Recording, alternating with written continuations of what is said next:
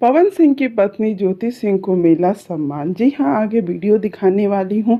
Power star पत्नी होना कितनी बड़ी बात है वो हमें आज पता चलेगी। वीडियो को लाइक करें और ज्योति सिंह को पसंद करते हैं तो वीडियो को शेयर ज़रूर करें। बलिया में कहीं पर एक समारोह था, एक कोचिंग का फेयरवेल था। वहीं पे ज्योति सिंह को इनवाइट किया गया था और वहाँ का जो केक कट करना था वो ज्योति सिंह ने ही किया था। आप वीडियो देख सकते हैं।